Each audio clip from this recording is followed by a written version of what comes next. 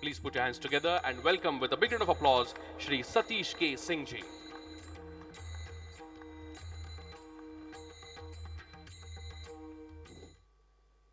Good morning, friends.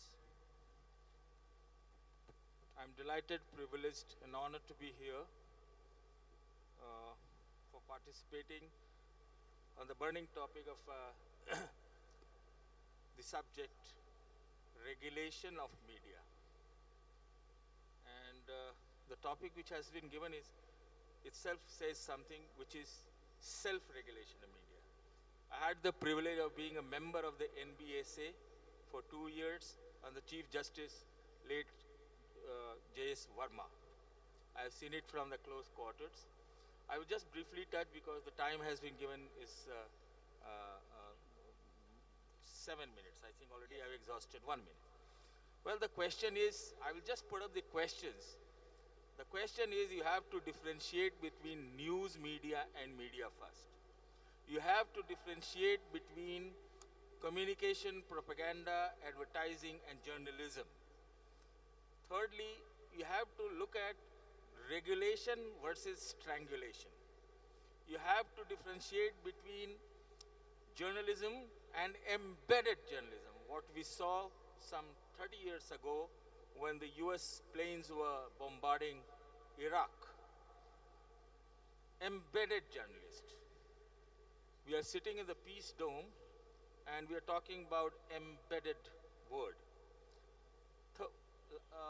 One more question to me is, like fake news, deep and dark internet. Then we have the era of e-commerce where the news is being paraded.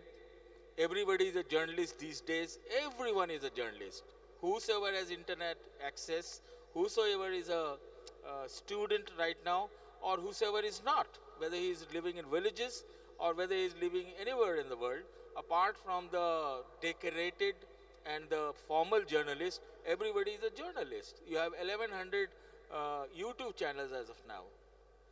So, the big question is, how do we counter that? Is it through self-regulation?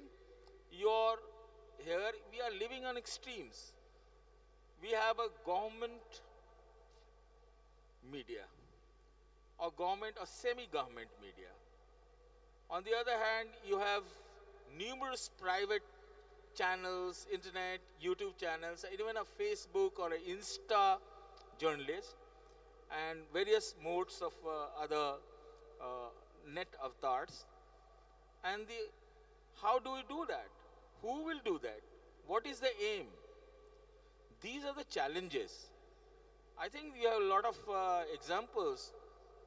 2 or 3 big examples are that you have the Britain model, you have the US model, wherein a stated channel or a newspaper publicly declared that I align with this ideology and I am serving to this ideology. Similar kind of thing has to happen in India, number one. Number two, as Badalji said, yeah, leave it to us. We can self-regulate, but we'll have to regulate. I have seen the working from the close quarters. At the one end, you have government media. On the other hand, you have a media, which you call it media. I don't call it media. I call it news media. I have to differentiate between the two so that we can look at regulation. We can look at regulation. I don't know how can I control Airtel channel. I cannot. They are not a part of the news media. So you have to see that.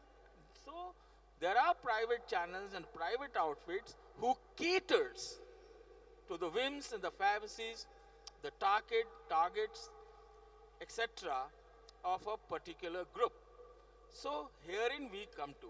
And the last thing which I would like to broach is that every country follows law of the land, but they serve their national interest. Like we have a Chinese model, we have a Russian model, then we have a Pakistani model, and at the same time we have a US model. We would like that the journalists or the media, news media companies outfits are regulated, something of a model which is from the Britain and the mix of Britain and the US model, and then you apply those standards and rules and regulations, which is, which is our part, our law of the land. I'm also a member of the Broadcast Editors Council. I was one of the founding members. So we have seen it. You should not be allowed, no one should be allowed to self-regulate. At the same time, doesn't mean that any control or any regulation.